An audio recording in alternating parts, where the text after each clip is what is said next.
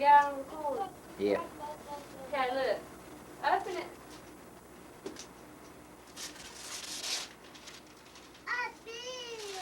Oh, boy. Oh, we got him a playhouse. The idea for this video came to me when I was scrolling through my phone and I saw this photo. Then I saw this one, and this one, and this one, and kept seeing these crop up. Then the question hit me. Why is Gen Z so obsessed with nostalgia? I was born in 2002, and exactly 25 days later, Sam Raimi's Spider-Man was released. I didn't watch this movie until I was about 5 or 6 years old, but yet I still feel extremely nostalgic for it to this day. However, I watched this 5 years after its initial release. The whole Sam Raimi trilogy had come out and been wrapped up by then. So can you be nostalgic for something that was released before you were born? Well, yeah. Being born in 2002 means I belong to Generation Z, which according to Google is the generation born roughly between 1997 and 2012. We are perceived as the first digital natives who grew up alongside the internet, smartphones, social media, are shown we're technologically adaptable, often focused on mental health, social issues and financial stability. This all sounds like we're built for the future, a collective who seem destined to advance the world. Yet studies show otherwise. According to the National Library of Medicine, anxiety and depression are the two largest mental health issues amongst Gen Z. This could be because of numerous reasons, such as being the first generation to grow up with social media, with the world being more connected than ever, being bombarded with the complex pressure of what the world has to offer from such an early age, and not fully knowing or understanding how to process it. And with this concludes an innate desire for what came before. Nostalgia. Nostalgia is a sentimental longing or wistful affection for a period in the past. And for Gen Z, it's everywhere.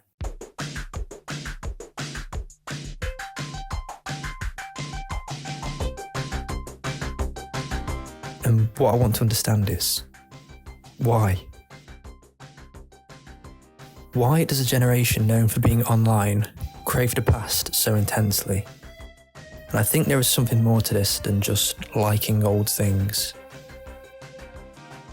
While researching for this video, there was a common theme that kept cropping up. Gen Z's formative years were defined by constant change, and their earliest change is probably the darkest of all.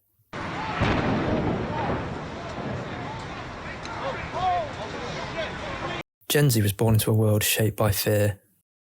Post 9/11 society normalised things like heightened security, constant news cycles, and a low-grade sense of danger looming in the background of everyday life. Even though most of us probably don't even remember this event, we've unknowingly inherited its aftermath. A culture where safety feels conditional and future feels fragile.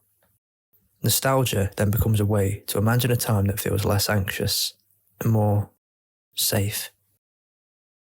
The 2008 financial crisis also shaped our relationship to adulthood. Many watched their parents lose jobs, their homes, their financial stability, learning early on that hard work doesn't guarantee security.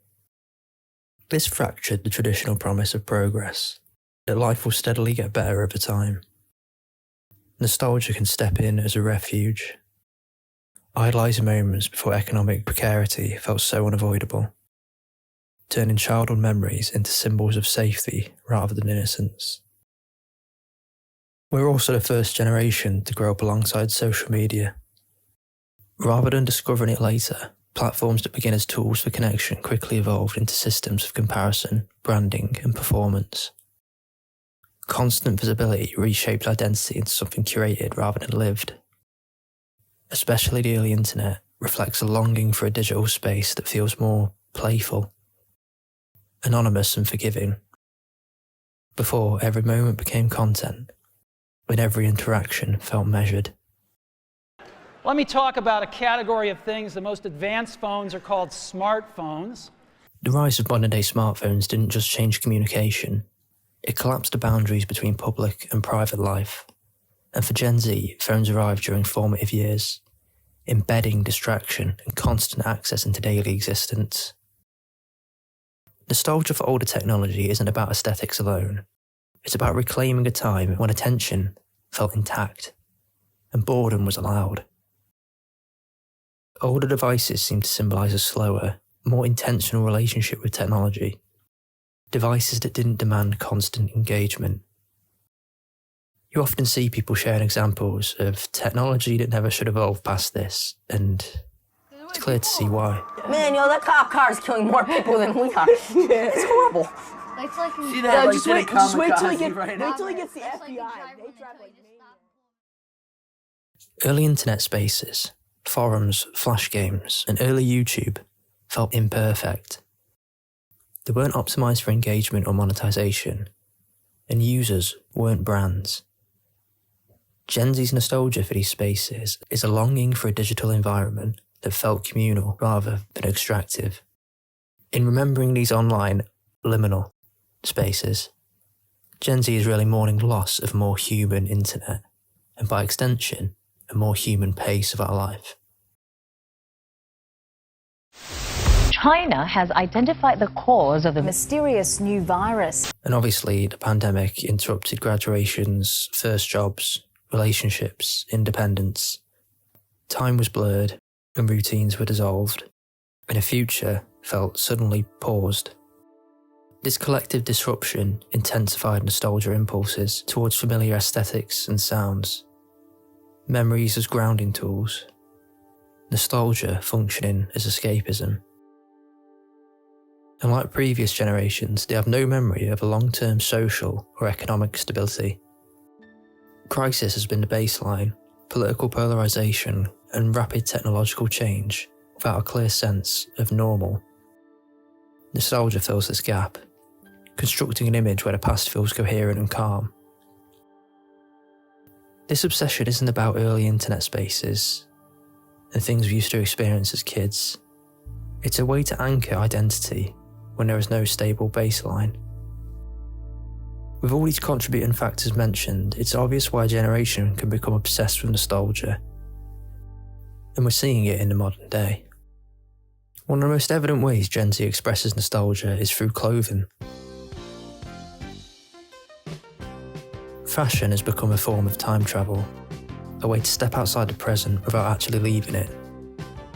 Dressing in styles from the past isn't just about trends cycling back. I think it's more about choosing an era that feels emotionally safer or more resonant than the current one. When the present feels so unstable, clothes offer a small but tangible way to escape it. We can see this reflected in Y2K fashion, which represents a time just before everything became hyper-connected. Low-rise jeans, metallic fabrics, tiny sunglasses, and logo-heavy looks aren't being revived because they're practical. They're being reclaimed because they're tied to a pre-algorithm world. It's a stylised memory of optimism, excess, and simplicity, even if that memory is partially imagined. The return of 90s baggy jeans and oversized silhouettes reflects a rejection of hyper-polished, body-conscious standards pushed by influencer culture. Loose clothing feels casual and unforced. It resists the pressure to constantly present a perfect version of yourself. Adopting these looks is less about the music scene it came from, and more about the attitude it represents. One of the most telling signs of Gen Z's nostalgia is their renewed interest in older technology. Flip phones, iPods, TVs, old game consoles are being rediscovered, not just as novelties, but as alternatives. I don't think this is about rejecting technology altogether. It's about longing for a different relationship with it. So what's this movie about, guys? About dogs and an owner. Older tech represents a time when devices felt like tools rather than environments you lived inside. Old phones in particular symbolise boundaries. You could call or text, and that was mostly it. There was no pressure to be constantly available. And iPods function the same way. They did one thing well. You choose your music intentionally, and then the experience simply ended.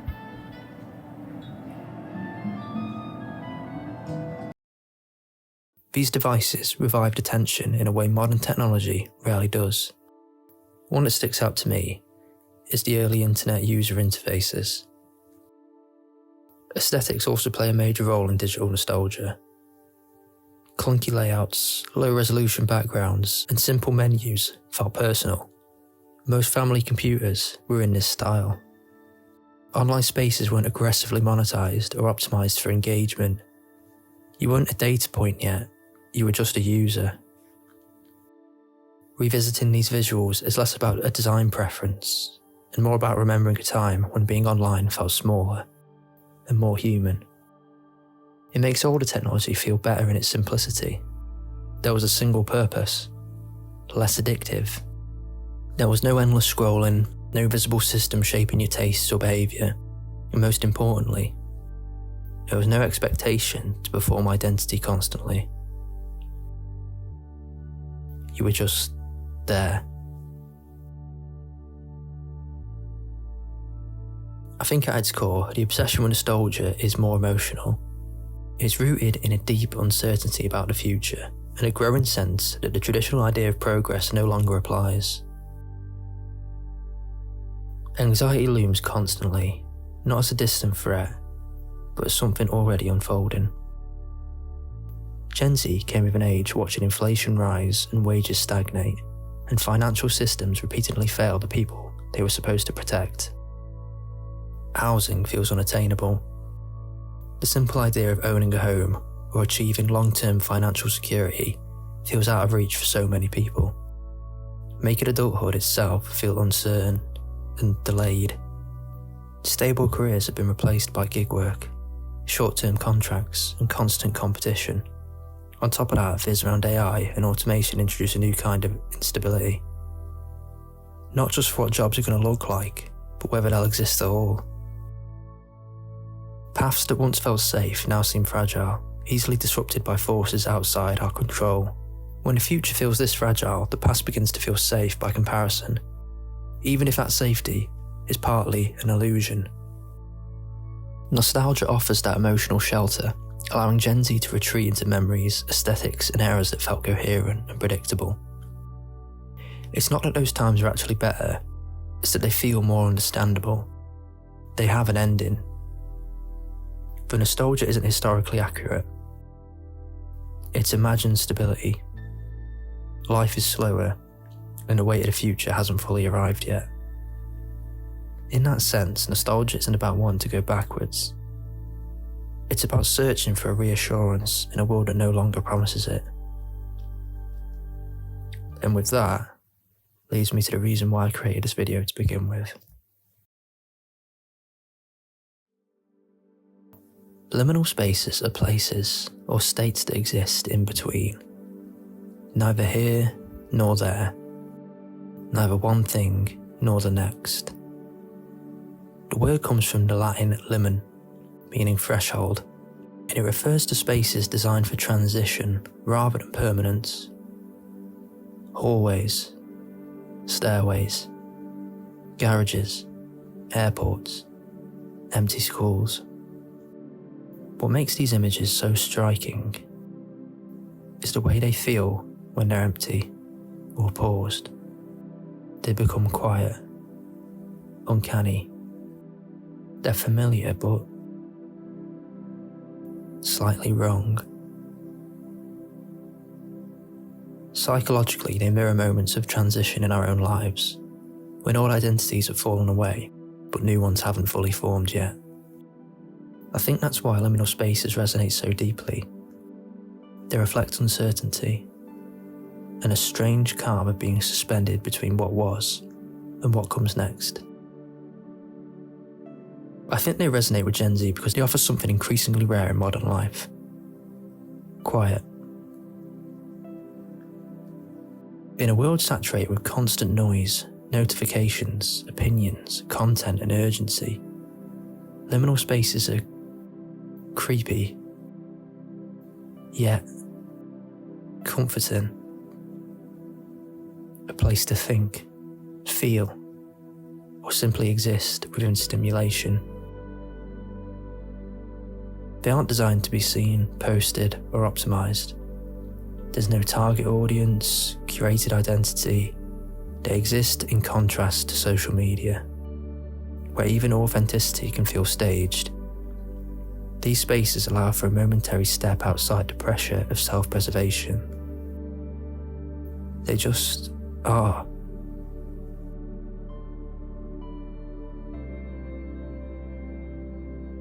When you see one of these, they feel detached from the algorithm.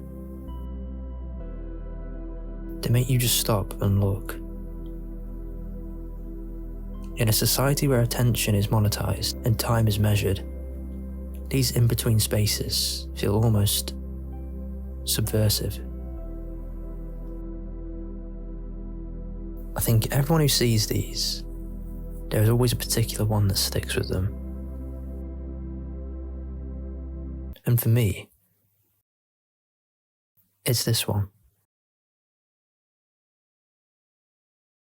There's something so unnerving, calming, yet familiar about it.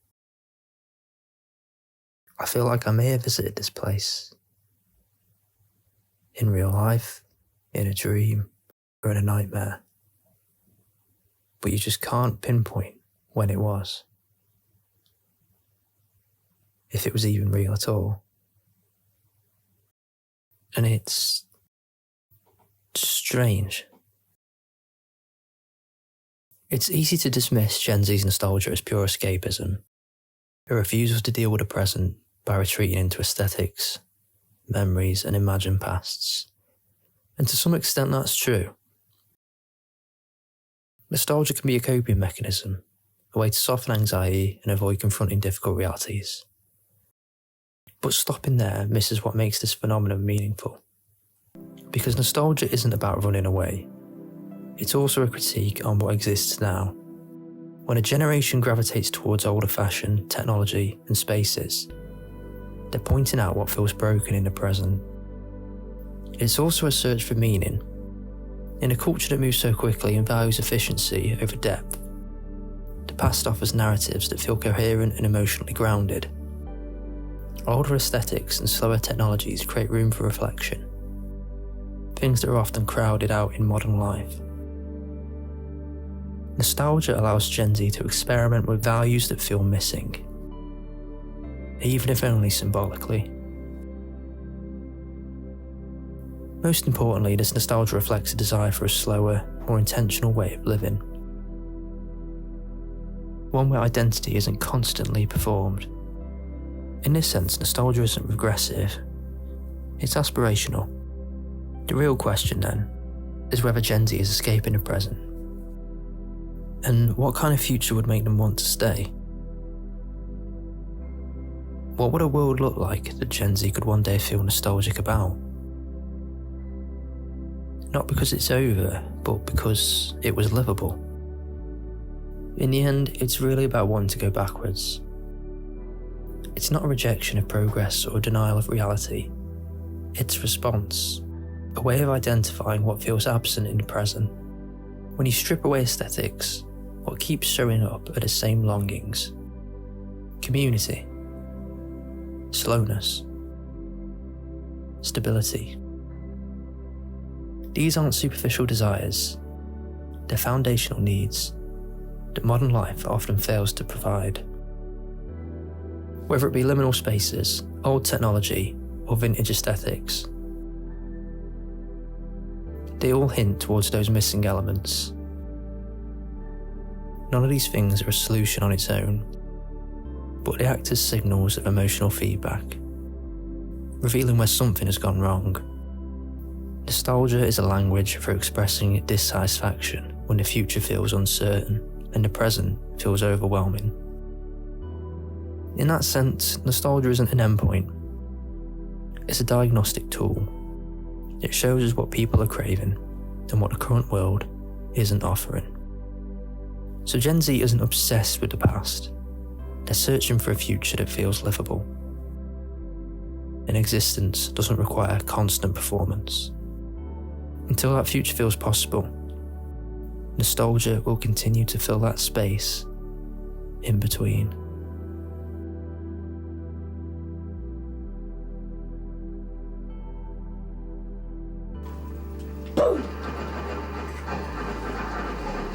No! No, fair, no, you can.